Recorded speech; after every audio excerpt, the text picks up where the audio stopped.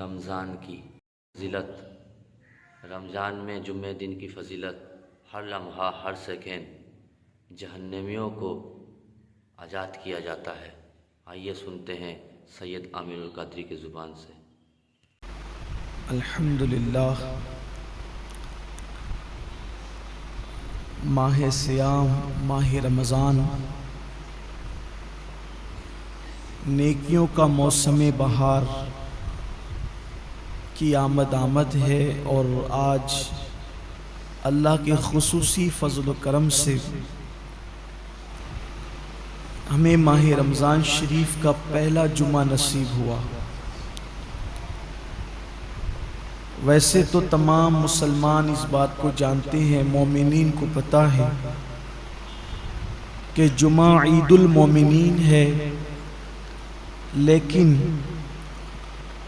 جو رمضان المبارک کا جمعہ ہے اس کی فضیلت اور خصوصیت کچھ اور ہی ہے۔ جیسے ہی جمعرات کا سورج غروب ہوتا ہے رمضان شریف میں، تو جمعہ کا سورج غروب ہونے تک ہر لمحے کو ہم، چونکہ حدیث میں لمحے کا ذکر ہے، اگر آج کی اصطلاح کے اعتبار سے اس کا ترجمہ کریں تو ہو جاتا ہے ہر سیکنڈ۔ تو ہر لمحے میں 70,000 ایسے جہنمیوں کو اللہ جہنم سے آزاد کرتا ہے جن کے لیے جہنم کا عذاب لازم ہو چکا ہو، اپنے کرم سے وہ یوں ہی آزاد کرتا ہے، اور یہ سلسلہ پوری رات چلتا رہتا ہے، ہر لمحہ 70,000، پھر اس کے بعد دن میں بھی یہی سلسلہ، حتیٰ کہ جو جمعۃ المبارکہ کی آخری ساعت غروب آفتاب کے وقت آتی ہے، تو وہ جو سورج غروب ہونے سے لے کر اب سورج غروب ہونے تک جتنے لمحات میں 70,000 بخشے گئے تھے، ان سب کی تعداد کے برابر اس آخری گھڑی میں اتنے ہی لوگوں کو بخشا جاتا ہے۔ یہ ہے جمعہ کا رمضان المبارک، رمضان المبارک کا جمعۃ المبارک، ماہ رمضان کے جمعۃ المبارکہ کی شان یہ ہے۔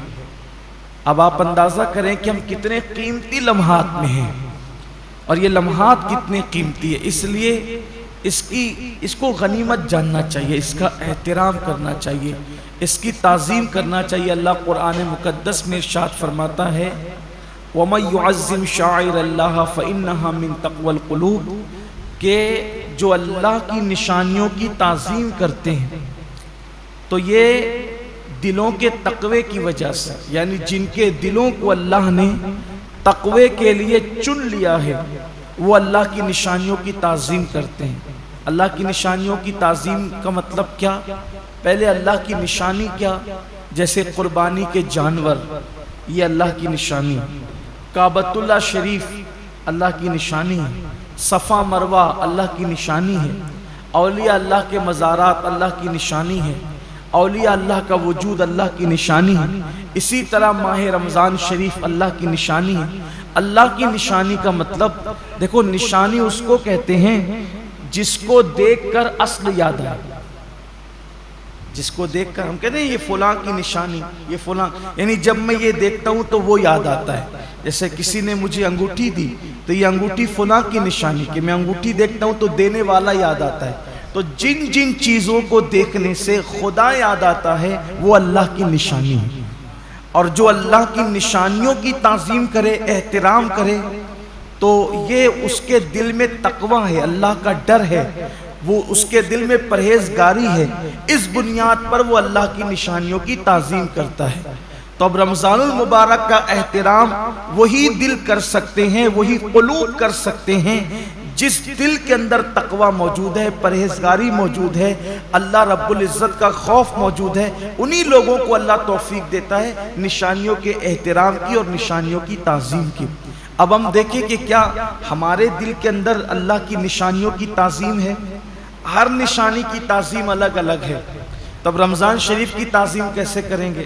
جیسے اگر کسی ولی کو دیکھیں، کسی اللہ والے کو دیکھیں تو اس کی تعظیم یہ کہ ہم اٹھ کے کھڑے ہو جائیں، اس کے ہاتھوں میں ہاتھ دے دیں، زیادہ سے زیادہ تعظیم یہ کہ اس کی دست و بوسی کریں، اس سے دعائیں لیں۔ لیکن کیا رمضان شریف کے لیے ہم کیسے اٹھ کے کھڑے ہوں؟ یہ دکھنے والی چیز تو ہے نہیں، اس کے ہاتھ تو ہے نہیں کہ ہم اس کے ہاتھ چوم لیں، تو اس کی تعظیم کا مطلب کیا ہے؟ تو سب کی تعظیم جدا جدا ہے۔ اللہ کے حرم کی تعظیم یہ ہے کہ جب حرم میں داخل ہو جاؤ تو جن چیزوں سے اللہ نے منع کیا ان چیزوں سے رک جاؤ۔ تو ایسے ہی رمضان المبارک کی تعظیم یہ ہے کہ اس کے روزے رکھے جائیں، اس میں تراویح پڑھی جائے، اور اس میں اپنے آپ کو ظاہری اور باطنی گناہوں سے بچایا جائے۔ یہ اس کی تعظیم ہے۔ کیا واقعی ایسا ہو رہا ہے؟ اللہ کا شکر ہے کہ ہمارے گنبد و مینار کے شہر مالیگاؤں میں ایک بڑی تعداد میں لوگ روزہ رکھتے ہیں، حتیٰ کہ ہمارے یہاں چھوٹے چھوٹے بچوں کو بھی اللہ نے یہ توفیق بخشی کہ چھوٹے بچے بھی روزہ رکھتے ہیں۔ خواتین اس میں مردوں سے کچھ آگے ہے روزے کے معاملات کے اندر، لیکن کہیں نہ کہیں اب بھی کمی ہے۔ اب بھی ایک بہت بڑی تعداد ہے جو روزہ نہیں رکھتی، روزہ رکھنے سے محروم ہے، اور وہ ان نوجوانوں کی تعداد ہے جو اس وقت محنت مزدوری کرتے ہیں، مارکیٹ میں بیٹھتے ہیں، لوم چلاتے ہیں، کاروبار کرتے ہیں، اور ان کا عذر یہ کہ دھوپ بہت ہے، تمازت بہت ہے، شدت بہت ہے۔ واقعی موسم تو گرم ہے، کچھ روزے اپریل میں ہوں گے اور کچھ روزے مئی میں بھی ہوں گے، بلکہ پورا آخری عشرہ مئی میں ہوگا، اور گرمی کا اور محنت کا عذر پیش کر کے لوگ روزہ چھوڑ دیتے ہیں۔ پہلی بات تو یہ ہے کہ موسم کا عذر یا محنت کا عذر پیش کر کے روزہ چھوڑنے کی اجازت نہیں ہو سکتی، بلکہ اگر محنت مزدوری کی وجہ سے آپ روزہ چھوڑتے ہیں تو اسلام کا حکم یہ جو احکام شرع ہے وہ بتا رہا ہوں آپ کو، کہ ایک طرف روزہ چھوٹتا ہے کام دھام کی وجہ سے، آپ اپنے اندر طاقت نہیں پاتے کہ محنت بھی کریں اور روزہ بھی رکھیں، تو روزہ نہیں چھوڑ سکتے۔ آپ کو شریعت یہ حکم دیتی ہے کہ آپ اپنی مصروفیات کم کر دیجئے، آپ کام شارٹ کیجئے، لیکن روزہ آپ کو رکھنا ہے۔ اس لیے کہ رمضان شریف کے ایک روزے کی اہمیت یہ ہے، ایک روزے کی، کہ جان بوجھ کر اگر کسی نے رمضان شریف کا ایک روزہ چھوڑ دیا اور اس کے بدلے میں پھر وہ پوری زندگی روزہ رکھے، تو زندگی بھر کے تمام روزے اس ایک روزے کی فضیلت کو نہیں پہنچ سکتے جو ماہ رمضان شریف میں رکھا گیا ہے۔ ماہ رمضان شریف کے روزے کا بدل زندگی بھر کے روزے نہیں ہو سکتے۔ جو فضیلت ان دنوں کی ہے، یہ موسم ہے روزے کا، اور کچھ لوگ چھوٹی موٹی بیماری کا بہانہ لے کر بھی روزہ چھوڑتے ہیں۔ ہر چھوٹی موٹی بیماری پر روزہ چھوڑنے کی اجازت نہیں ہے، گنہگار ہوں گے، سخت گنہگار ہوں گے۔ جس نے ایک روزہ رمضان شریف کا چھوڑا پھر اس کو قضا بھی کرنا پڑے گا ایک روزہ، اور توبہ بھی کرنی پڑے گا۔ یہ بھی عوام میں غلط فہمی ہے کہ جو لوگ سوچتے ہیں کہ رمضان شریف کا ایک روزہ چھوڑ دیا جان بوجھ کر تو 60 روزے رکھنے پڑیں گے، ایسا نہیں ہے، ایک ہی روزہ رکھنا ہے۔ یہ اصل میں جو بلا وجہ روزہ توڑ دیتے ہیں رکھ کر، 60 روزے ان کے لیے کفارے میں، لیکن جس نے روزہ چھوڑ دیا بہت برا کیا، اس نے ایک ہی روزہ رکھے گا بعد میں قضا، لیکن ساتھ ہی اس کو توبہ بھی کرنی پڑے گی۔ صرف روزہ قضا کرنے سے معاملہ ختم نہیں ہوگا، سچی توبہ بھی اس کے ساتھ لازم ہوگی۔ بلکہ جن لوگوں کے روزے کسی وجہ سے، لا علمی کی وجہ سے پہلے چھوٹ گئے، تو وہ عام دنوں میں غیر رمضان میں ان روزوں کی دھیرے دھیرے قضا کر لے۔ روزہ نہ رکھنے کا وبال بڑا دردناک ہے۔ اللہ کے رسول صلی اللہ علیہ وآلہ وسلم فرماتے ہیں کہ میں نے جب شب معراج جہنم کا مشاہدہ کیا تو میں نے دیکھا کہ کچھ لوگوں کے جبڑوں کو آگ کی کینچی سے کاٹا جا رہا ہے۔ میں نے پوچھا جبریل یہ کون لوگ ہیں؟ عرض کیا یا رسول اللہ صلی اللہ علیہ وآلہ وسلم یہ آپ کی امت کے وہ لوگ ہیں جو ماہ رمضان شریف میں روزے نہیں رکھتے تھے، اس لیے یہ دنیا ہے، یہاں تو روتے گاتے گرتے پڑتے خوشی غمی میں زندگی کیسے بھی گزر جائے گی، لیکن ایک دن آخرت ہے، دنیا ختم ہونے والی ہے اور آخرت کبھی ختم نہیں ہوگی۔ آج عمل کر سکتے ہیں، اس کی اہمیت کا اندازہ نہیں ہے، جب اس عمل کا صلہ ملے گا اور عمل نہ کرنے پر سزا ملے گی تب انسان پچھتائے گا کہ کاش میں نے اس کا فائدہ اٹھا کر زندگی کا کچھ نیکیاں اکٹھا کر لی ہوتی، کچھ عمل کر لیا ہوتا۔ بلکہ مرنے والے اللہ کی بارگاہ میں منت کرتے ہیں کہ میرے اللہ ہمیں صرف 2 رکعت دنیا میں جا کر پڑھنے کی اجازت دے دے، لیکن ارشاد ہوتا ہے بندے جب ہم نے تجھے موقع دیا تھا اس وقت تو نے اس سے فائدہ نہیں اٹھایا، اب زندگی ختم ہو گئی ہے، اب دوبارہ کسی کو دنیا میں نہیں بھیجا جائے گا۔ اس لیے میں اپنے نوجوانوں سے کہتا ہوں بہانہ مت کیجئے، روزہ رکھنے والے کو صبر اللہ دیتا ہے۔ اور ایک بات آج آپ سے کہنا چاہتا ہوں، اگر کسی غربت کی، تنگ دستی کی یا محنت مزدوری کی وجہ سے آپ کا روزہ پر مشقت ہے، آپ کے روزے میں مشقت ہے، تکلیف ہے، تو یہ بات ہمیشہ یاد رکھیے گا کہ جس نیکی میں جتنی تکلیف ہوگی، جس نیکی میں جتنی تکلیف ہوگی اس کا صلہ اتنا بڑھا دیا جائے گا۔ روزہ رکھ کر اے سی میں سونے والوں کا ثواب الگ ہے اور روزہ رکھ کر لوم چلانے والوں کا ثواب الگ ہے، دونوں کا ثواب یکساں نہیں ہے۔ روزہ رکھ کر کے اے سی میں آفیسوں میں بیٹھنے والوں کا اجر الگ ہے اور روزہ رکھ کر کے دھوپ میں مارکیٹ میں بیٹھنے والوں کا اجر الگ ہے۔ وجہ کیا ہے؟ دیکھیے ڈاکٹر اقبال نے اس فلسفے کو بہت اچھے سے سمجھایا ہے۔ اقبال کہتے ہیں الفاظ و معانی میں تفاوت نہیں، لیکن الفاظ و معانی میں تفاوت نہیں، لیکن ملا کی اذاں اور مجاہد کی اذاں اور۔ جو مسجد کے اندر کھڑے ہو کر کے اذان دیتا ہے اس کے الفاظ بھی وہی ہے، اور جو مسجد کے اندر اذان پڑے اس کا معنی بھی وہی ہے، اور جو جہاد کے صحرا میں اذان دے اس کا معنی بھی وہی ہے اور اس کے الفاظ بھی وہی ہے، لیکن جو اذان کا ثواب مسجد میں کھڑے ہونے والے مؤذن کو ملتا ہے وہ مجاہد کو نہیں ملتا، اس لیے کہ دونوں کی اذان میں بڑا فرق ہے۔ مؤذن کی اذان پر چند لوگ مسجد میں آتے ہیں اور مجاہد کی اذان پر پوری قوم کو اللہ کامیابی اور فلاح عطا فرماتا ہے، دونوں میں بڑا فرق ہے۔ اس لیے کہ یہ اذان پنکھوں کے سائے میں ہے، یہ اذان چھت کے سائے میں ہے، یہ اذان راحتوں میں ہے، اور وہ اذان مشقتوں اور تلواروں کے سائے میں، دونوں میں فرق ہے۔ تو اسی طریقے سے اقبال کی فکر سے روشنی لے کر کہہ رہا ہوں اور حدیث پاک کہ جس نیکی میں جتنی مشقت اور تکلیف ہوگی اس کا صلہ اتنا بڑھا دیا جائے گا۔ تو لوم چلانے والے مزدور کبھی غمگین نہ ہوں کہ کیسے کریں، ہمت سے کام لیجئے، جہنم مت خریدیے، جہنم کی کا عذاب مت خریدیے۔ اگر اللہ کی مرضی کسی کو مزدور بنایا، کسی کو سیٹ بنایا، لیکن آپ کو کام ہمت سے لینا ہے، اللہ اس کا صلہ بہت بڑھا دے گا، اللہ اس کا اجر بہت بڑھا دے گا۔ اور پھر کاش کہ ایسا ہوتا کہ اس سنت کو زندہ کیا جاتا کہ اللہ کے رسول علیہ السلام جب رمضان شریف آتا تھا تو خطبہ دیتے تھے اور فرماتے تھے لوگوں جو تمہارے مزدور ہیں رمضان شریف میں ان کی مزدوری کچھ کم کر دو، یعنی ان مزدوروں کا کام کچھ کم، ان کو صلہ تو پورا دو، مزدوری پوری دو، لیکن ان کا کام کچھ کم کر دو، جیسے دوپہر میں ان کو سونے کا موقع دے دو۔ اب یہاں تو سیٹھوں کا حال یہ ہے کہ اگر مزدور نماز پڑھنے رمضان شریف میں بھی جائے تو ان کے ماتھے پہ شکن آتا ہے۔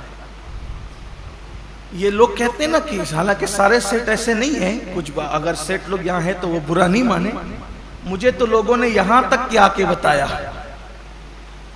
کہ ایک سیٹ صاحب حافظ قرآن ہے، مجھے لوگوں نے نام کے ساتھ بتایا، میں نام نہیں لوں گا کیونکہ میں اللہ کے گھر میں واعظ و نصیحت کرنے کھڑا ہوا، غیبت کرنے کھڑا نہیں ہوا۔ کہا وہ حافظ قرآن ہے، وہ خود نماز میں گئے، اور جب مزدور نماز پڑھ کر کے آئے تو انہوں نے کہا کہ اب جا تو نماز ہی پڑھتے رہے، یہاں سے نکل جا۔ یہ صورتحال ہے۔ پھر جس قوم کو کا حال یہ ہو کہ وہ اس قدر گندی سوچ کی حامل ہو جائے کہ وہ اپنے مزدور کو نماز پڑھنے تک جانے نہ دے، پھر ان کے کاروبار تباہ نہیں ہوں گے تو اور کیا ہوں گے؟ ان کے کاروبار کی ملائی دوسرے لوگ نہیں کھائیں گے تو کیا کریں گے؟ کل اور آج کے کاروبار میں کچھ فرق محسوس کرتے ہیں آپ؟ کل کی برکتوں میں اور آج کی برکتوں میں آپ کچھ فرق محسوس کرتے ہیں؟ کل بھی ہمارے باپ داداؤں نے کاروبار سنبھالا اور آج بھی ہماری نئی نسل سنبھال رہی۔ فرق یہ ہے کہ وہاں جب دین کا معاملہ آتا تھا تو وہ اپنے آپ کو سرنڈر کر دیتے تھے، قدرت نے انہیں برکتوں سے نوازا تھا۔ آج بہت کاروبار بڑھا لیا گیا ہے لیکن پھر بھی ہائے ہائے کیا جا رہا ہے، برکتیں اٹھ گئی ہے۔ وجہ یہ کہ دین سے دوری ہے، مذہب سے دوری، اور انسان جب دین سے دور ہوگا تب تک وہ روئے گا، تب تک وہ پچھتائے گا، تب تک ناکامی اس کے گلے کا ہار بنے گی۔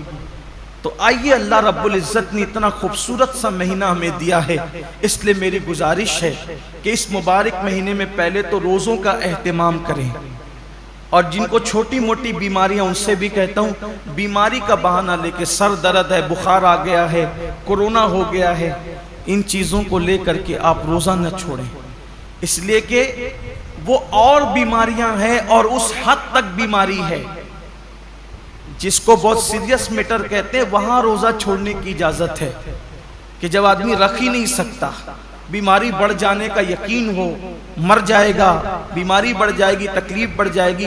جب کوئی مسلمان پابند شرع، کوئی دین کی سمجھ رکھنے والا ڈاکٹر کہہ دے تو بات الگ ہے، اپنی مرضی سے فتویٰ دینا کہ میں نے روزہ نہیں رکھنا، میں بیمار ہوں، جبکہ اللہ کے رسول علیہ السلام کا فرمان ہے روزہ رکھو صحت مند ہو جاؤ گے۔ روزے سے بیماری نہیں بڑھتی بلکہ روزے سے صحت ملا کرتی۔ جب اللہ کے رسول نے کہہ دیا جو طبیبوں کے طبیب ہے، جو حکیموں کے حکیم ہے، جو صرف جسم کے حکیم نہیں بلکہ روحانیت کے بھی حکیم و طبیب ہے، تو جب اس رسول نے فرما دیا روزہ رکھو صحت مند ہو جاؤ گے تو پھر صحت ملنا ہی ملنا ہے۔ اس لیے بہانہ نہ کرو۔ ایک حدیث پاک اور یاد آتی ہے، فرمایا گیا ہر قسم، ہر چیز کی زکوٰۃ ہے، ہر چیز کی، جیسے مال کی زکوٰۃ، جس نے مال کی زکوٰۃ دے دی اس کا مال اللہ کے قلعے میں محفوظ ہو گیا، اب اس کے مال کو کوئی نقصان نہیں ہو سکتا۔ ایسے ہی جان کی بھی زکوٰۃ ہے، جسم کی بھی زکوٰۃ ہے۔ تو جان کی زکوٰۃ کیا ہے؟ میرے آقا علیہ السلام فرماتے ہیں روزہ یہ تمہاری جان کی زکوٰۃ ہے، تمہارے جسم کی زکوٰۃ۔ مطلب جو لوگ روزہ رکھ لیتے ہیں اب ان کی جان بھی اللہ محفوظ کر لیتا ہے، وہ مہلک بیماریوں سے، موذی بیماریوں سے محفوظ ہو جاتے ہیں۔ آپ دیکھیے اللہ کے اولیاء، آج جتنی کثرت سے بیماریاں ہیں پہلے نہیں تھی، اور جو بیماریاں آج ہیں وہ پہلے نہیں تھی۔ کیوں؟ اس دور میں لوگ صرف رمضان شریف کے روزے نہیں رکھتے تھے بلکہ مہینے میں 13، 14، 15 تاریخ کو بھی اکثر مسلمان روزہ رکھتے تھے۔ 3 روزے تو مہینے میں رکھتے ہی تھے مسلمان۔ پھر اس کے بعد جو اور دین سے قریب تھے وہ پیر اور جمعرات کے بھی روزے رکھتے تھے۔ پھر موقع بموقع عاشورہ کا روزہ، یہ روزہ، وہ روزہ، یعنی جو موقع آیا اس کے بہانے سے روزے رکھتے تھے۔ اس لیے یہ بیماریاں ان کو نہیں تھی جن بیماریوں میں ہم مبتلا ہیں۔ کیوں؟ کیونکہ وہ جسم کی زکوٰۃ نکالتے رہتے تھے، اور جب زکوٰۃ نکلتی رہے گی تو جسم محفوظ ہوتا رہے گا۔ ہم سمجھتے ہیں کہ کھانے سے طاقت ملتی ہے، طاقت کھانے سے نہیں ملتی، کھانا تو ایک بہانہ ہے۔ فرمایا گیا کم کھانا یہ صحت انسان کو صحت مند کرتا ہے، کم غذا انسان کو صحت مند کرتی۔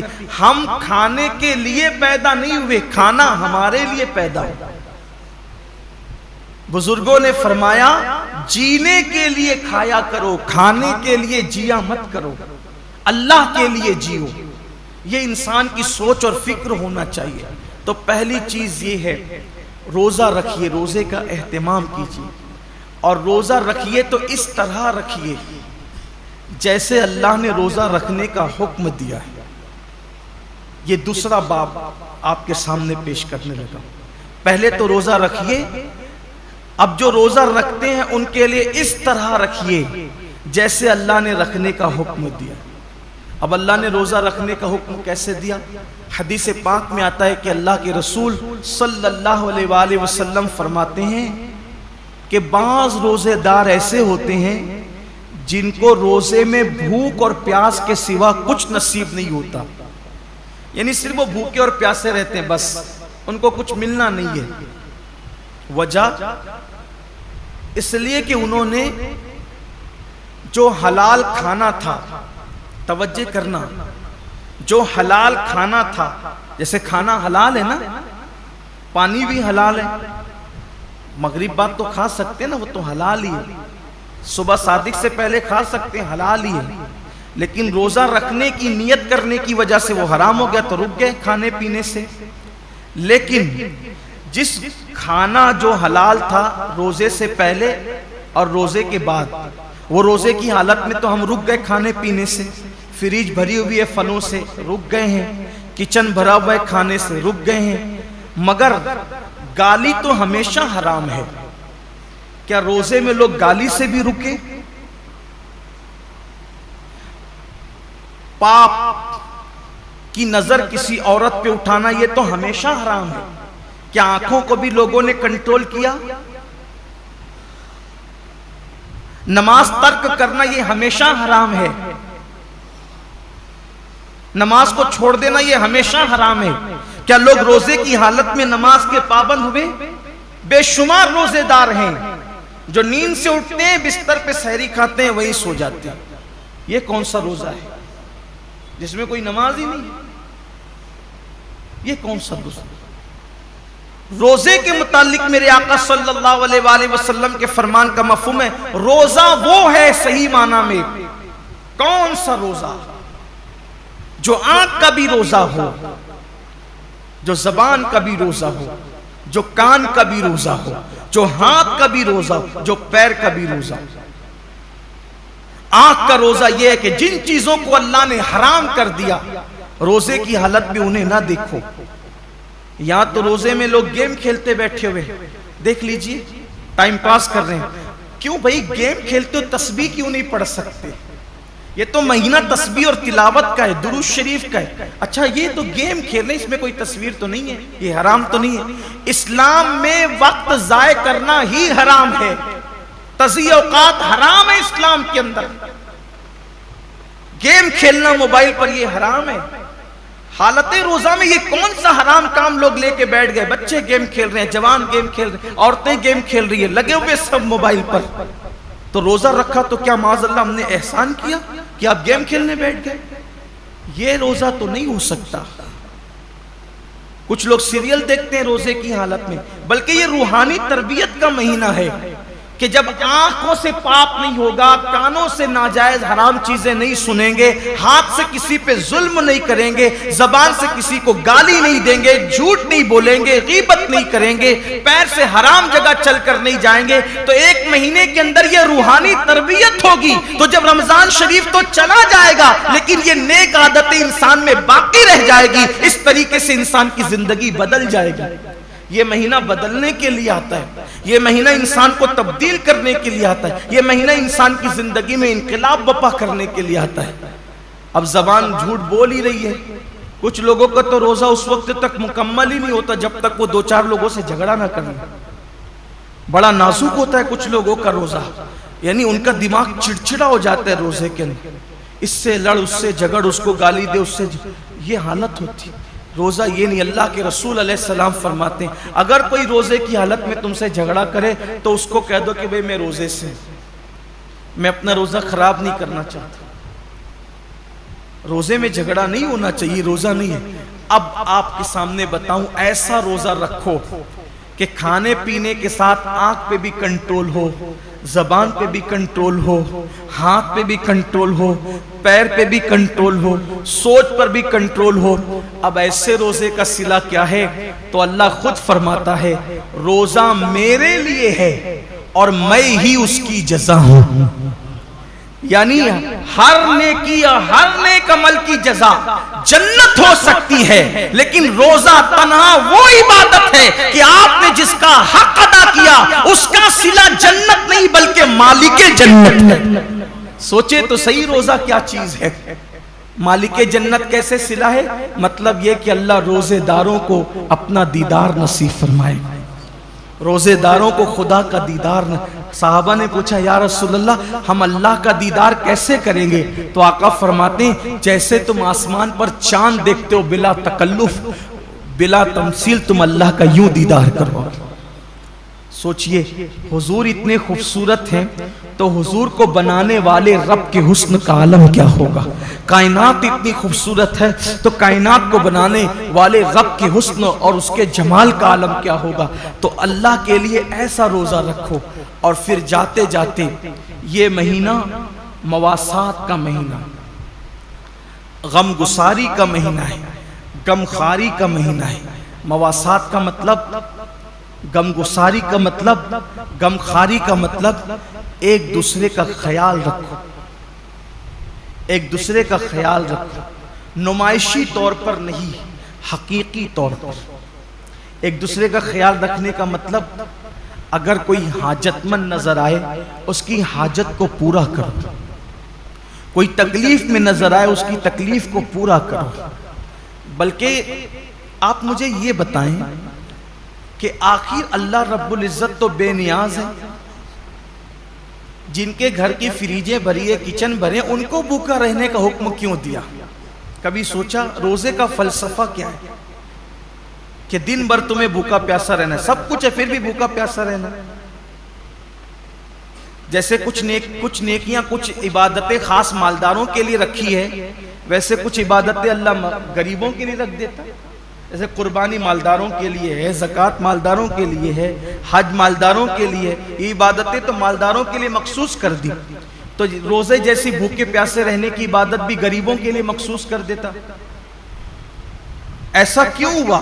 سب روزہ رکھو، سب کو بھوکا پیاسا کیوں رکھوا رہا ہے؟ وجہ یہ ہے کہ مالدار لوگ 11 مہینے پیٹ بھر کے حلق تک کھاتے ہیں، تو ان کو پتہ نہیں ہوتا ہے کہ بھوکوں کی بھوک کیا ہوتی ہے.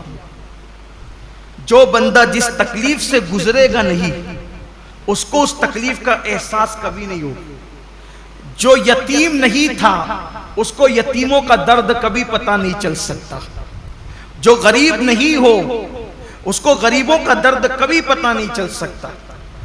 جو پیدائشی مالدار ہو ان کی فکر میں اور جو غریبی سے مالدار کی طرف آئے ہیں ان کی فکر میں زمین آسمان کا فرق ہے.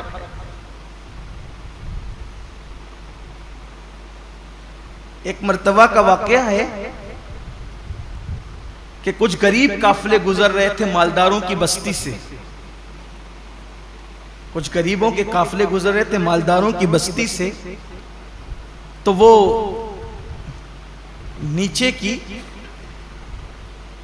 پڑی ہوئی روٹیاں اٹھا کر کے کھا رہے تھے. تو مالداروں کے بچوں نے ان کو دیکھا تو اپنے باپ سے پوچھا کہ یہ لوگ نیچے کی روٹی پڑی ہوئی کیوں اٹھا کے کھاتے ہیں؟ تو باپ نے جواب دیا بیٹے ان کو روٹی نہیں ملی اس لیے یہ روٹی اٹھا کے کھاتے. تو کہا ابا ان کو روٹی نہیں ملے تو انہیں چاہیے تھا کہ یہ دکان سے کیک خرید لیتے. اب اس بچے کو کیا پتا کہ جنہیں روٹی نصیب نہیں وہ کیک کہاں سے خریدیں گے، لیکن اس کی سوچ تھی چونکہ وہ مالدار گھر میں پیدا ہے. تو جو غربت، اسی لیے اللہ نے اپنے محبوب صلی اللہ علیہ وآلہ وسلم کو یتیم پیدا فرمایا. اسی لیے اللہ نے اپنے محبوب صلی اللہ علیہ وسلم کی پرورش غریب گھر میں فرمائی. کیوں؟